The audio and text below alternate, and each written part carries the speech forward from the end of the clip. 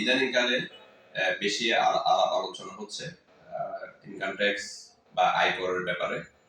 আসলে বিষয়টা হচ্ছে অপ্রদর্শিত পরিসম্পদ প্রদর্শন। সেটা 2024 এবং 25 কর বর্ষের মধ্যে 15% ট্যাক্স দিয়ে যে কোনো পরিসম্পদ একজন করদাতা তার ইনকাম ট্যাক্স ফাইলে দেখানোর সুযোগ ছিল, মানে প্রদর্শনের সুযোগ ছিল। কিন্তু গত 2রা সেপ্টেম্বর 2024 ইংরেজি তারিখে 303 নাম্বার একটা এসআরওর মাধ্যমে সেই সুযোগটা বাতিল করা হয়েছে। বাতিল করার পরেও কিছু সুযোগ এখনো আছে। সেটা হচ্ছে দুই ক্ষেত্রে, একটা হচ্ছে জমি আর একটা হচ্ছে ফ্ল্যাট অথবা ফ্লোর স্পেস অথবা বিল্ডিং, এগুলো প্রদর্শনের সুযোগ। আমরা আজকে আলাপ করব বিল্ডিং, ফ্লোর স্পেস, জমি অথবা আপনার যে কোনো ধরনের দালান কিভাবে আপনার ইনকাম ট্যাক্স ফাইলে আপনি ইনকাম ট্যাক্স বা কর প্রদান করে প্রদর্শন করতে পারবেন।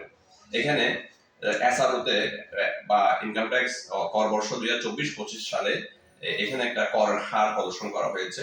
জমির ক্ষেত্রে সেটা মৌজা ভেদে পৌরসভা, জেলা সদর, বিভিন্ন সিটি কর্পোরেশন এলাকা এবং বিভিন্ন থানা ভেদে এটার করের হার 300 টাকা থেকে 15,000 টাকা পর্যন্ত কর দিয়ে এই অপ্রদর্শিত জমি প্রদর্শন করা যাবে।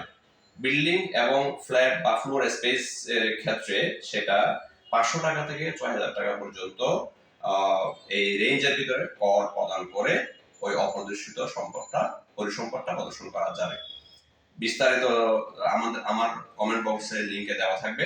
তবে এখানে একটা শর্ত আছে, সেটা হচ্ছে যদি আপনি এই অপ্রদর্শিত সম্পদটা আপনার ট্যাক্স ফাইলে প্রদর্শন করতে চান, সেক্ষেত্রে ইনকাম ট্যাক্স রিটার্ন সাবমিট করার আগে আপনাকে এই যে নির্দিষ্ট হারে ভূমি কর অথবা স্থাপনা বা ফ্ল্যাট বা অ্যাপার্টমেন্টের করটা চালানোর মাধ্যমে সরকারি কোষাগারে জমা দিতে হবে। জমা দেওয়ার পরে সেটা আপনি ইনকাম ট্যাক্স রিটার্নে সংযুক্তি দিয়ে ইনকাম ট্যাক্স রিটার্ন সাবমিট করতে পারবেন।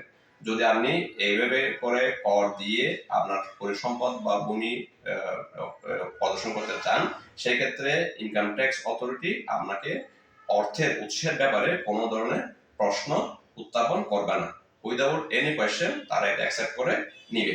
তবে 3টা ক্ষেত্রে এটা প্রযোজ্য হবে না। যদি আপনার নামে কোনো কর মামলা পরিচালনা থাকে, কোনো ইনকাম ট্যাক্স অফিস থেকে কোনো নোটিশ জারি করা হয় 200 ধারা অনুসারে এবং ফৌজদারি কোনো মামলা থাকে। ধন্যবাদ সকলকে।